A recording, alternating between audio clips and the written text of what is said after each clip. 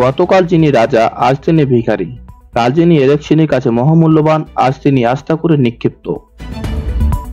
নাটোরের বনলতা সেন না হলেও এতদিন কোথায় ছিলেন এমন প্রশ্ন উঠে আসে সেই গল্পটা যেন সিনেমার কাহিনীকেও হার মানায়।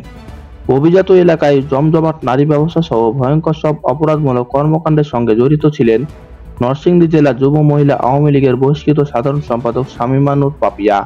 লেডি মাফিয়া বললে যাকে কোনো অংশে কম বলা হবে না, সেই নারীর ঠিকানা এখন কারাগারে ঝাড়ুদার হিসেবে।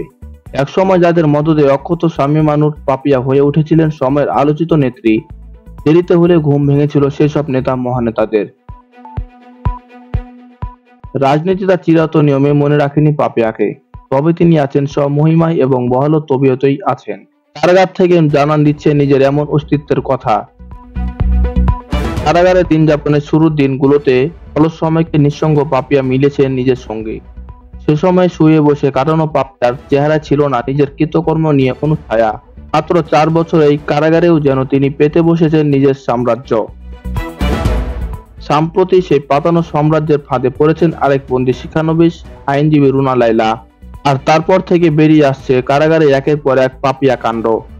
রুনা লায়লা ঘটনাকে কেন্দ্র করে গত বছর 3 জুলাই কুমিল্লা কেন্দ্রীয় কারাগারে স্থানান্তর করা হয়েছে যুব মহিলা লীগের সাবেক নেত্রী শামীমা নূর পাপিয়াকে।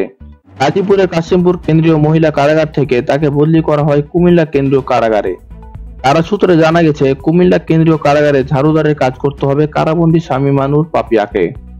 এই কারাগারে 2টি কাজই রয়েছে, ঝাড়ু দেওয়া এবং নকশি কাঁথা সেলাই। জেল বিধি অনুযায়ী বন্দী মহিলাদের জন্য কাজ করা বাধ্যতামূলক, কিন্তু প্রাথমিকভাবে নকশি কাঁথা সেলাই সবাই পারে না, তাই শুরুতে ঝাড়ুদারের কাজ করতে হয়।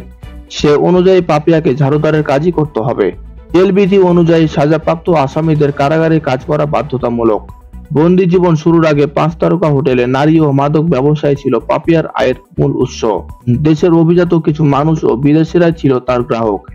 ইন্টারনেটে স্কট সার্ভিস খুলে রাজধানী সহ দেশের বিভিন্ন এলাকা থেকে শিক্ষিত সুন্দরী তরুণীদের সংগ্রহ করে খদ্দেরদের কাছে পাঠাতেন পাপিয়া।